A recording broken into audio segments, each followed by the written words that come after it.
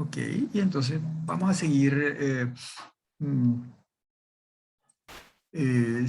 a seguir con el esquema.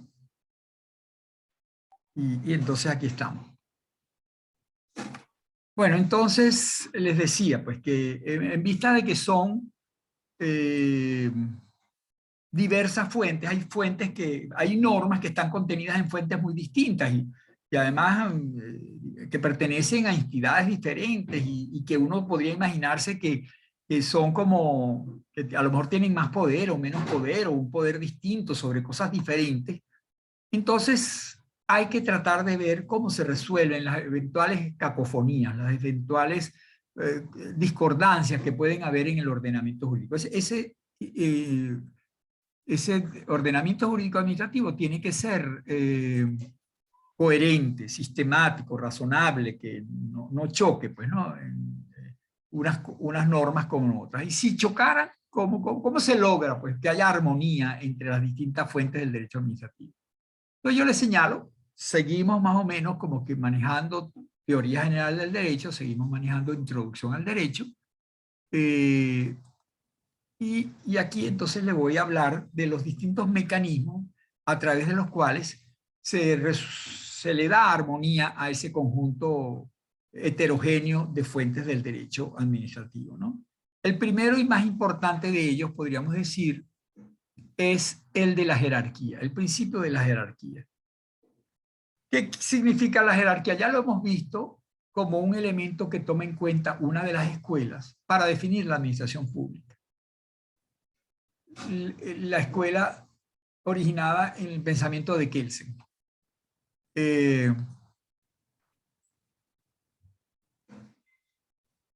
Aquel que dice, aquella escuela que dice que el ordenamiento jurídico no se produce de una sola vez, que el derecho no se produce de una sola vez, sino que se produce en momentos sucesivos a través de una cascada de producción normativa. Esa cascada de producción normativa lo que significa es justamente que hay normas más importantes que están colocadas como en el inicio del ordenamiento jurídico y esas normas no son suficientes, digamos, para regularlo todo, sino que tienen que ser desarrolladas ulteriormente a través de normas cada vez más detalladas, más precisas, y entonces, ¿cómo se crean esas nuevas normas? Bueno, porque las primeras normas deben ser ejecutadas a través de nuevas normas. Entonces, la primera norma le da poder a alguien para ejecutar esas normas, esas propias normas, y le dice cómo hace para ejecutarlas, le fija ciertas reglas para ejecutar esas normas. Bueno, esa autoridad que ha recibido el poder de ejecutar la norma primera, cuando cumple ese mandato y ejecuta la norma primera, está creando una nueva norma y lo hace a través de una nueva norma que es un poco menos importante, si se quiere, que la primera. ¿Por qué? Porque el poder de la segunda deriva de la primera. Entonces, por supuesto, cuando se dicte la segunda norma, la derivada, podríamos decir, tiene que obedecer y respetar los postulados planteados por la primera norma. Y eso se repite en la escalera de producción normativa que va hacia abajo. Comienza arriba en una muy importante y va desarrollándose en sucesivas normas creadas por otras autoridades que son a su vez que ejecutan las normas anteriores y crean las normas siguientes. Entonces, en definitiva, eso lo dice muy sencillamente cuando lo dice Kelsey, toda esta escuela de producción en cascadas del derecho, producción sucesiva del derecho, dice toda norma ejecuta una norma anterior y al mismo tiempo crea una nueva norma.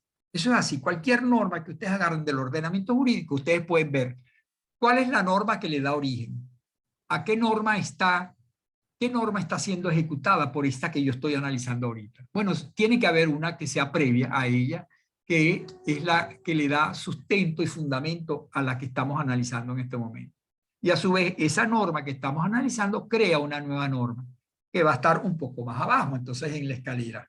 Entonces, toda norma crea una nueva norma, está por debajo de ella, pero a su vez ejecuta una norma anterior que está por encima de ella, ¿no? Bueno, yo digo por encima o por debajo, no sé, pues está antes que ella y le da fundamento, y luego la otra norma está, tiene un poder más limitado que la que está siendo ejecutada en ese momento, ¿no? Eso pasa con todo el ordenamiento jurídico. En cualquier lugar del ordenamiento jurídico que nosotros encontremos una norma, podemos ver cuál es su antecedente, cuál es la norma que le da origen y que está siendo ejecutada por ella, y también podemos ver una nueva norma que es una norma derivada de la anterior, ¿no? Eso es siempre con cualquier momento en que nos encontremos dentro del ordenamiento jurídico, salvo en dos momentos. En el momento inicial, donde vamos a encontrar una norma que no ejecuta a ninguna norma anterior, sino que simplemente crea una norma, pero sin ejecutar una norma anterior. Y en el último momento de la producción del derecho por grados, ¿no? Que es una norma que ejecuta la anterior, pero no crea una nueva norma. Entonces, en los dos extremos de la pirámide, eso es así como lo dibuja Kelsen, hay una pirámide y en esa pirámide tenemos una cúspide que es la Constitución, que es una norma que no está ejecutando a una norma anterior, por eso es que es la norma suprema, porque no ejecuta una previa, pero sí crea una norma y esa norma va a ser superior a todas las demás. Por definición, esa es la norma superior a todas las demás. Y en la parte de abajo de la pirámide, en la base de la pirámide, vamos a encontrar unas normitas, podríamos decir, muy pequeñas, de muy poco valor jurídico, podríamos decir, que son las que están dando cumplimiento a la norma anterior, pero no crean una nueva norma. Son normas de mera aplicación, mientras que la Constitución es norma de mera creación. La última norma de todas las que se dicten es una norma de mera aplicación. Bueno, ese es el principio de la jerarquía normativa. Todo ordenamiento jurídico está compuesto por fuentes diversas y esas fuentes están organizadas jerárquicamente, lo cual significa que unas son superiores a otras. ¿Y por qué son superiores? Porque ellas dan origen a las otras. Y aquellas que son originadas en una anterior son inferiores a la que les dio origen. Eso está bien, está claro. Yo creo que es bastante lógico lo que dicen estos señores de Viena, ¿no? De la escuela formalista de Viena. Entonces, bueno, el principio de la jerarquía. ¿Qué implica el principio de la jerarquía? Que las normas superiores valen más que las inferiores. Por lo tanto, si hay una nueva norma que se va a crear, tiene que obedecer los postulados de la norma anterior. Y si no los obedeciera, entonces la que está mal es la nueva norma, porque está desoyendo la regla que lo obliga a respetar la norma superior. De tal manera que eso va a tener una consecuencia. La consecuencia normal, más evidente, es que esa nueva norma díscola, podríamos decir, rebelde, que no está respetando la jerarquía, va a ser hecha desaparecer del ordenamiento jurídico a través de algún mecanismo. No, porque no puede coexistir con una norma, o sea, siendo contradictoria con una norma superior, la que sale perdiendo en ese pleito es la inferior. Bueno, eso no hay mayor problema. Pues la jerarquía trae como consecuencia la jerarquía normativa, que no es una jerarquía orgánica. No confundamos la jerarquía orgánica, la jerarquía que hay entre ministro, viceministro, director, jefe de división, etcétera. Eso es una jerarquía orgánica. Bueno, nosotros no estamos hablando de esa jerarquía orgánica, órganos que mandan más que otros, ¿no? Estamos hablando de una jerarquía normativa, normas que valen más que las otras, que tienen más poder que las otras. Bueno, y la manera como la jerarquía resuelve el eventual conflicto entre las fuentes es justamente haciendo prevalecer las superiores y eliminando las inferiores, restándole validez jurídica a las inferiores. El principio de la competencia. Ese principio de la competencia postula que cada norma tiene un ámbito dentro del cual puede desarrollarse. Y ese ámbito se lo fija la norma anterior, o las normas anteriores son las que le dicen a esta nueva norma dentro de qué área puede desarrollarse. Ella podrá tener validez dentro, por ejemplo, las normas que dicta el Consejo Universitario de la Universidad Central de Venezuela tienen acotado su ámbito de aplicación. Ellas pueden ser dictadas en relación con las personas que integran la comunidad universitaria de la Universidad Central.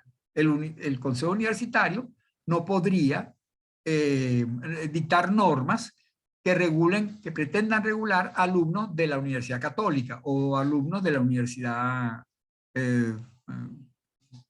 Francisco de Miranda o cualquier otra universidad. ¿Por qué? Porque no entra dentro de su ámbito de competencia. Entonces, toda autoridad que tiene potestad normativa tiene un ámbito de competencia para dictar normas que regulen ese ámbito de competencia. Entonces, si el Consejo Universitario de la Central, o bueno, el Consejo de la Facultad de Medicina, dicta unas reglas y son contradictorias con las reglas dictadas por el Consejo de la Facultad de Ciencias Jurídicas y Políticas, bueno, ese conflicto se resuelve sencillamente por la regla de la competencia. ¿Por qué? Porque ambas son de la misma jerarquía.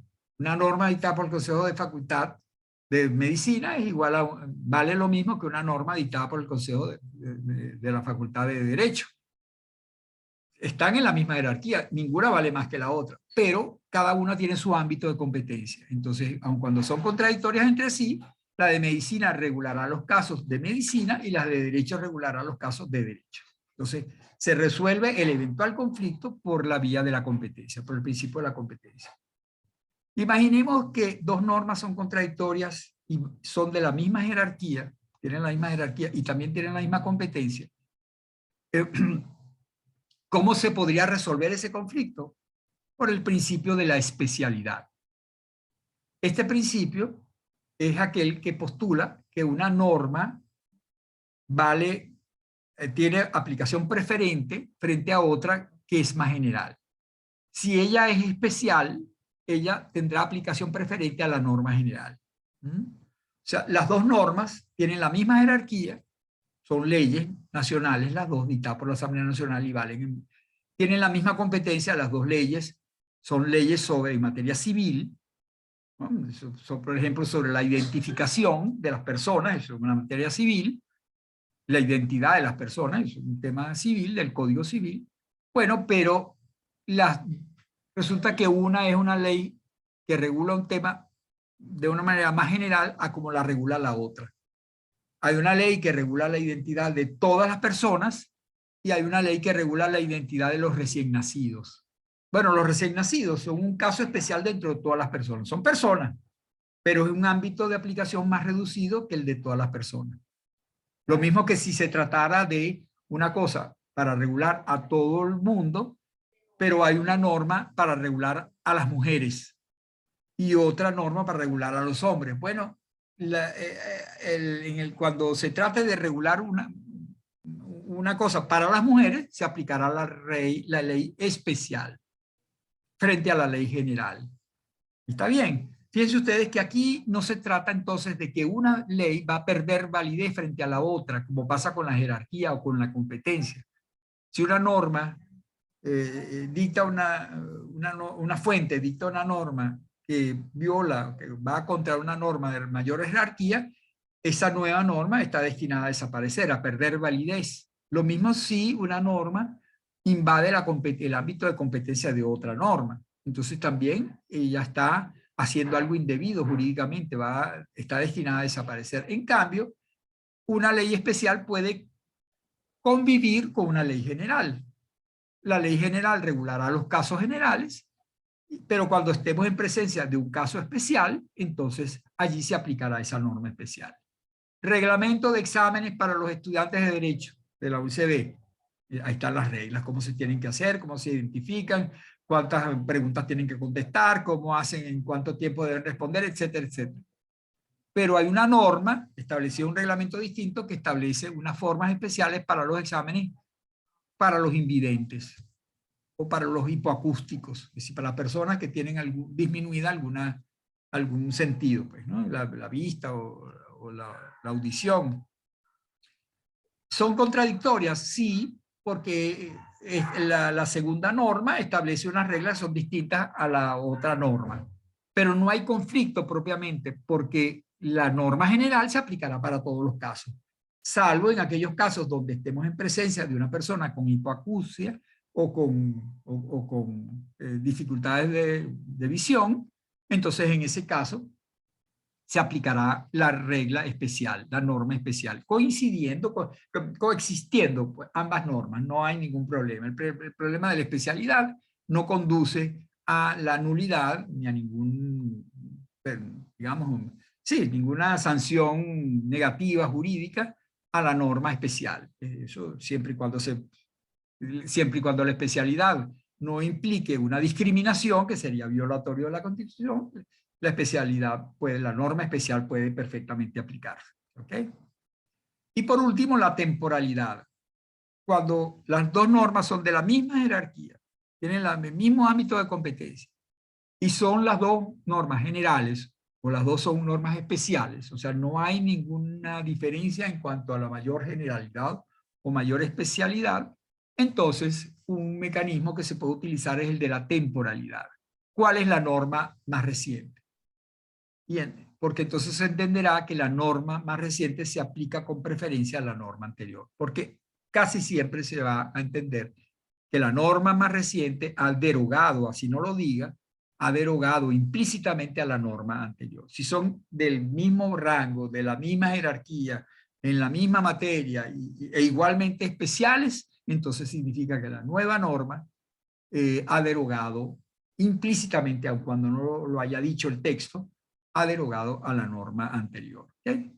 Entonces, ley posterior deroga ley anterior. Esos son aforismos jurídicos. Ley especial se aplica preferentemente a la ley general.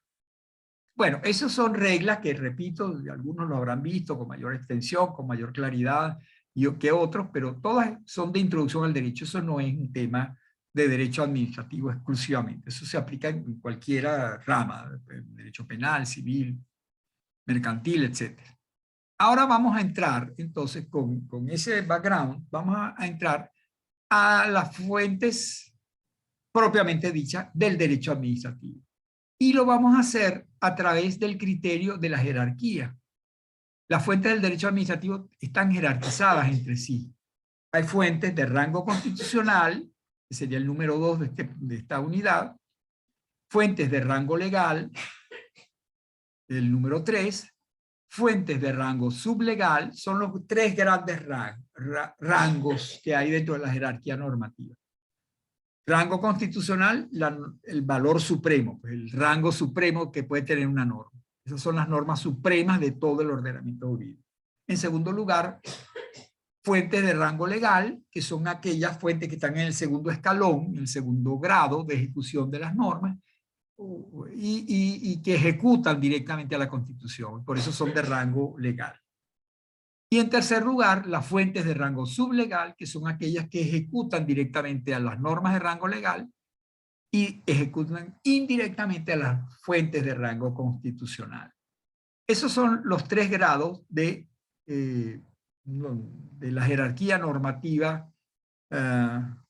del ordenamiento jurídico administrativo. Luego vamos a ver, al final, las fuentes supletorias. Esas fuentes supletorias, en realidad hay algunas personas que dicen que no, verdaderamente no son fuentes, no son efectivamente fuentes del derecho, sino mecanismos que el ordenamiento jurídico arbitra para tratar de llenar las lagunas que tiene el ordenamiento jurídico. El ordenamiento jurídico positivo, digamos, escrito, está en estas tres rangos que hemos visto antes: la constitucional, la legal y la reglamentaria o sublegales. Estas provienen de autoridades con potestad normativa, quienes utilizan un determinado procedimiento para elaborar fuentes de manera deliberada, de manera voluntaria. Esas autoridades quieren crear una nueva norma de derecho administrativo y la crean a través de las fuentes, de los procedimientos formales que tienen para ellas. Y así se va conformando el ordenamiento jurídico. Pero resulta que es posible que haya algún caso en el cual ya la autoridad o no dictó la norma o la que dictó no es suficiente, etcétera. Entonces quedan como lagunas, ¿no?, en el ordenamiento jurídico positivo. Como el derecho no puede estar vacío, como el derecho tiene que ser suficiente para regular todos los temas posibles que surgen en una determinada colectividad, entonces vienen los mecanismos que completan de alguna forma, que suplen ese vacío, y son las fuentes supletorias. Algunos llaman a las primeras fuentes escritas, las fuentes deliberadas, las fuentes que se dictan por parte de una autoridad con la intención de dictar normas, y las segundas, las supletorias, se suelen llamar fuentes no escritas.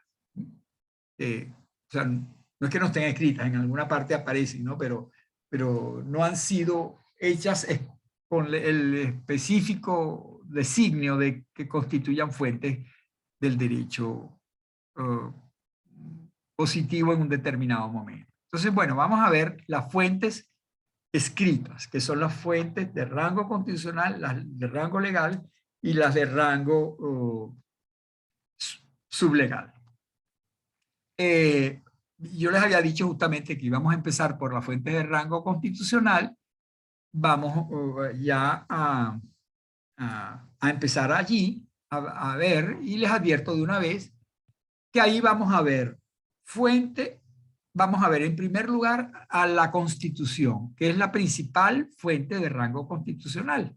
Así pues, es un instrumento jurídico político que es dictado en un determinado momento de una sociedad para darse, digamos, como la partida de nacimiento y la estructura fundante de esa sociedad, ¿no? Entonces, a partir de allí, todo el ordenamiento jurídico va a reposar sobre esa Constitución. Fíjense que el nombre lo dice, Constitución es constituir. ¿Qué es? Es crear algo, es establecer algo, ¿no? Cuando yo constituyo una compañía anónima, lo que estoy es dándole vida a esa compañía anónima. Eso es lo que es constituir algo. Vamos a constituir un comité, bueno, vamos a designar a 4 o 5 personas que se ocupen de algo, ¿no? Bueno, eso es lo que quiere decir constitución. Bueno, y esa palabra constitución viene desde el siglo XVIII, cuando empezó a surgir en el mundo occidental ese mecanismo de regulación interna de una sociedad que se llamó Constitución. Entonces empezó a darle ese nombre, surgieron las primeras constituciones, la Constitución americana de 1780 y tanto, no me acuerdo cuánto, la de los Estados Unidos de Norteamérica, que le dio vida a una cosa que antes era una colonia, un conjunto de colonias de los estados de Inglaterra.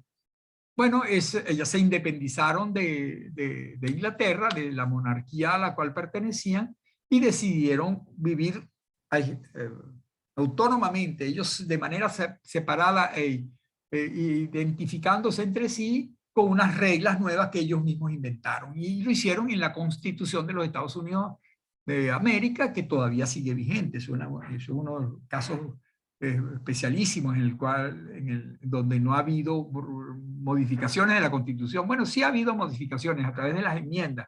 Ellos crean, cada vez que le quieren hacer un añadido, una modificación a la Constitución, dictan una enmienda a través de un procedimiento complejo que tienen para dictar las enmiendas, y entonces, bueno, así empezaron a surgir las constituciones. La segunda, bueno, pues la Constitución francesa creo que fue, ¿no? Aparentemente como que en Haití también hubo una constitución, pues, o sea, Haití se independizó de Francia, del Reino de Francia, y creó momentáneamente una constitución, pero esa rebelión fue aplacada muy rápidamente. Después, poco a poco empezaron a surgir las constituciones. La primera en Latinoamérica fue la venezolana de 1811. Al poco tiempo hubo la constitución, creo que de las provincias del Río de la Plata, pues lo que hoy es Argentina, Uruguay, eso, se dictó la constitución. Y así, pues fueron surgiendo, hubo la constitución de Angostura, que creó la Gran Colombia, y así poco a poco se fueron creando las constituciones, que son entonces ese instrumento jurídico político que entonces vamos a ver con detalle luego cómo es que esa constitución figura como fuente del derecho administrativo. Pero al lado de la Constitución hay otras fuentes de rango constitucional. ¿Cómo? Dirán ustedes. Sí, hay otras fuentes de rango constitucional. Claro, normalmente tienen rango constitucional porque la propia Constitución les da ese rango porque si no, no podrían tener rango constitucional. O sea, la Constitución es la única, podríamos decir, la norma suprema. Bueno, pero si la propia Constitución da pie para que otras normas distintas a la Constitución tengan rango constitucional, bueno, entonces sí, efectivamente, en los ordenamientos jurídicos más modernos, encontramos al lado de la Constitución propiamente dicha otra fuente del rango constitucional. Entonces nosotros vamos a ver 3 o 4 fuentes de rango constitucional en Venezuela. Algunas es admitido por todo el mundo pacíficamente que se trata efectivamente de normas de rango constitucional, y en otros hay una cierta polémica. Pues hay algunos que lo admiten y otros que no lo admiten. Entonces, bueno, vamos a referirnos a eso, porque es bueno que sepamos pues que son o no son, y bueno, cada uno se formará su criterio con respecto a si tienen rango constitucional o no. Bueno, todavía falta un poquito, o sea que yo creo que podríamos comenzar ya a llegar por lo menos a estos prolegómenos. Lo primero que hay que esclarecer o tener presente, ya ustedes lo vieron cuando vieron derecho constitucional, por eso es que nosotros no tenemos que detenernos mucho en la Constitución propiamente dicho, porque ustedes son expertos en derecho constitucional desde el momento que aprobaron derecho constitucional y aquí están estudiando derecho administrativo. Entonces, bueno, simplemente les recuerdo que en derecho constitucional habrán visto que las constituciones o la Constitución tienen una doble acepción, ¿no? La Constitución puede ser entendida como una institución de carácter político, puramente político, o como una institución de carácter jurídico. Inicialmente las constituciones fueron entendidas de esa manera como un instrumento de carácter político. Era eso que les estaba diciendo, es como el Big Bang, ¿no? Lo que le dio origen a un Estado, al Estado francés, que pasó de ser una monarquía a ser una república, fue la constitución de la Asamblea Nacional Constituyente Francesa de 90, creo que fue, no me acuerdo muy bien la fecha ahorita. Bueno, pero ahí, entonces, le cortaron la cabeza al rey. Bueno, no creo que se la cortaron después que se dictó la Constitución, pero bueno, el primer movimiento que fue cruento, pues que fue con muertes, con sangre, que fue esa Revolución Francesa, bueno, dio origen a una Constitución que era un documento político, no tenía normas, nadie pensaba que se iba a aplicar, digamos, jurídicamente a través de los tribunales, sino era como un decálogo, el que le mandó Dios a Moisés. Mira, estas son las reglas básicas de convivencia, ya, y entonces, ok, eso, y todo el mundo adora a ese decálogo. Bueno, todo el mundo republicanamente admira y respeta esa constitución, pero no se pensaba que era un conjunto de normas. Las normas eran las otras, las que se creaban a partir de la Constitución, porque esa Constitución establecía que había una Asamblea Nacional y esa Asamblea Nacional iba a dictar normas. Bueno, las leyes dictadas por esa Asamblea Nacional eran las normas, efectivamente, ¿no? Y entonces, y durante mucho tiempo, en Francia se siguió considerando que la Constitución era eso, un documento político que todo el mundo debía respetar, por el cual se juraba cuando el presidente de la República era electo, él juraba por esa Constitución, pues eso era una Biblia más o menos, un valor simbólico, político, pero no jurídico, ¿no? En cambio, en otros países, como Estados Unidos, apenas se dictó la Constitución, que fue un poquito anterior a la Constitución francesa, ya se le empezó a dar el valor jurídico a la Constitución. ¿Por qué? Por una razón muy sencilla, porque por la forma de Estado que fue escogida en Estados Unidos. En Estados Unidos se escogió la forma federal de gobierno, y entonces, o de Estado, y entonces el Estado federal implica un nivel federal del Estado, y luego varios estaditos como que anexos a ese gran Estado federal, y cada uno de ellos tiene su esfera propia de actuación, y el nivel federal está obligado a respetar la esfera propia de actuación de los estados federados, y los estados federados están obligados a respetar la esfera propia de actuación de la federación, ¿no? Entonces, ¿y cómo se regula, digamos, esa armónica convivencia entre dos niveles de autoridades? Bueno, a través de la Constitución. Es la Constitución la que dice qué le corresponde al Estado federal y que le corresponde a los estados federados. Y esa propia Constitución creó un Tribunal Supremo, Corte Suprema de los Estados Unidos, que era la encargada de velar porque ese pacto se cumpliera. Entonces, cada vez que un estado, Alabama, dictaba una ley que el Estado federal consideraba que violaba, digamos, la Constitución, iba ante la Corte Suprema y la Corte Suprema transaba el asunto, el conflicto, y le daba la razón a la federación o al Estado. Y en esa manera empezó a aplicar jurídicamente la Constitución, con lo cual en Estados Unidos nunca hubo duda de que la Constitución es una fuente de derechos, son normas, normas invocables por cualquier sujeto y aplicables por cualquier tribunal. Entonces, de esa manera podemos perfectamente diferenciar el carácter puramente político de la Constitución francesa y en otros países que tenían el mismo esquema, y el valor verdaderamente jurídico, además de político, que tenían los Estados Unidos de América y que también lo empezó a tener en otros países. Hoy en día se entiende perfectamente que toda constitución es al mismo tiempo un pacto político, de valor político y también de valor jurídico. Y ya vamos a ver cómo se traduce ese valor jurídico. Ya le hemos visto entonces el carácter normativo de la Constitución, origen y evolución. ¿Cuál fue el origen? Originalmente la Constitución no tenía valor normativo, poco a poco se fue aceptando en los distintos países, en unos más rápidamente que en otros, que la Constitución tiene un valor normativo. Y hoy en día esa es la situación así, y hay mecanismos jurídicos a través de los cuales se hace valer jurídicamente la Constitución. Eso lo vamos a ver a través de el principio de la primacía constitucional. Esa es la cuarta parte de esta primera lección que estamos dando hoy.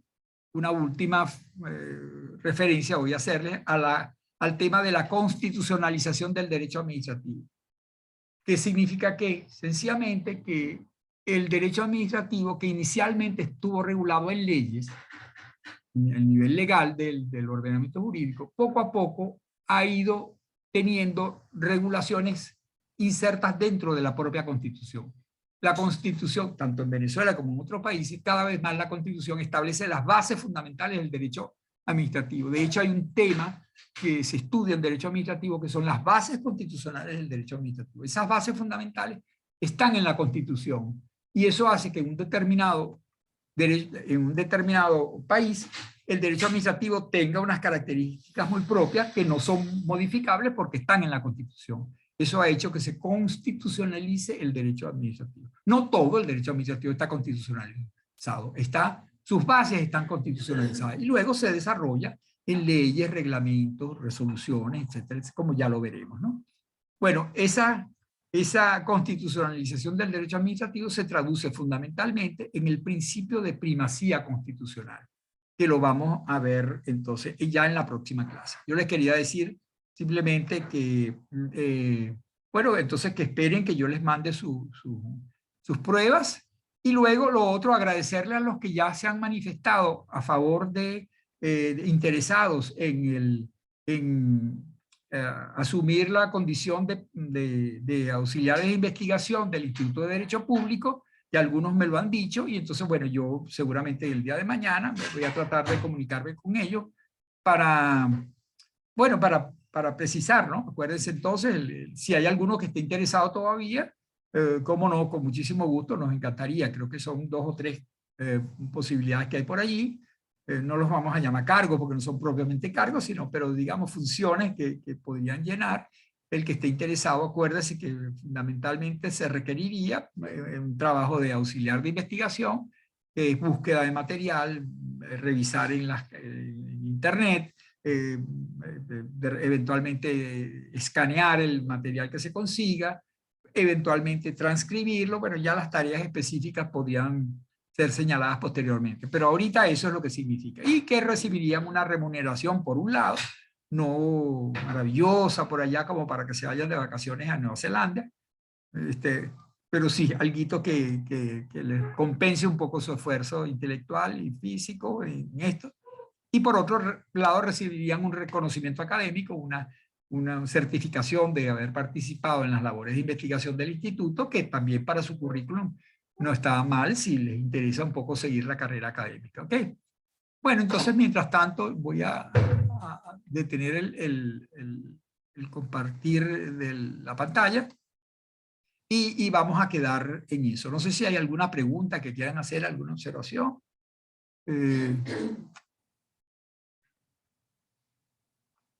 Déjenme quitar esto de aquí para que... Profe, yo le quería preguntar algo. Sí, ¿quién es? ¿Fabiana? Sí, cómo Fabiana, no. sí. Sí, cómo no, Fabiana. Quería preguntarle por qué libro podríamos guiarnos para empezar a estudiar las fuentes de derecho administrativo. El libro de Lares Martínez, desde luego. El libro de Lares Martínez tiene, aquí está, bueno, yo tengo este ejemplar, pero hay varios, ¿no? Son varios, ¿no? El más reciente es el mejor, siempre, ¿no? Siempre y cuando esté actualizada a la Constitución del 99, porque hay algunos cambios de la Constitución del 61 para la del 99. Entonces, el Manual de Derecho Administrativo de Lares Martínez ahí tiene la Constitución, los decretos leyes, las leyes. No las tiene de manera sistematizada, si quiere. No hay una sistematización, sino un capítulo uno, otro capítulo otro, otro capítulo otro, y probablemente sin una visión de conjunto de todas ellas, ¿no? En cambio, el libro de Peña Solís, el volumen 1 del Manual de Derecho Administrativo de Peña Solís, sí contiene todas estas fuentes de una manera un poco más sistemática y también muy abundosa, muchísimas páginas, de tal manera que vayan leyendo y la lectura de ese manual lo pueden hacer ayudados por el esquema para que vean que no tienen que leérselo todo. Leérselo todo está bien, pero aprendérselo todo no, pues sino los puntos que están en el esquema, ¿no? Que son los más relevantes para nuestro aprendizaje. Entonces, Okay, esos son los libros. ¿Está bien, Fabiana? sí, perfecto, gracias. Ok. ¿Hay alguna otra pregunta, alguna sugerencia? Entonces quedamos pendientes simplemente eso. Si hay alguna otra persona interesada pues, en participar como asistente de investigación del instituto, me lo dice y nos ponemos de acuerdo y conversamos. Pues si tiene alguna dificultad, vemos cómo resolvemos la dificultad. Si tiene alguna duda, yo se las aclaro. Entonces de repente se deciden que sí o de repente ya dicen no, ya no. Pero estamos abiertos pues, a oír cualquier postulación. ¿Ok? Y nada, pues en la próxima clase entonces continuamos con las fuentes del derecho administrativo, concretamente con las fuentes de rango constitucional. Yo resuelvo el tema de las listas. Ya hoy se supone que me deben mandar de la dirección la lista actualizada y veo quiénes de ustedes están efectivamente y que yo no les he mandado el examen porque no estaba seguro de que estuvieran inscritos. Entonces se las voy mandando conforme yo vaya chequeando que efectivamente son integrantes de la sección G, yo se les voy mandando entonces la prueba corregida. ¿Estamos de acuerdo? Sí, Bueno, profe. ok. Bueno, Bueno, chao, pues que pasen bien. Si no han hasta el almorzado, buen jueves. provecho. Y que nos Igual. vemos el jueves. Buenas tardes, gracias, igualmente. Chao.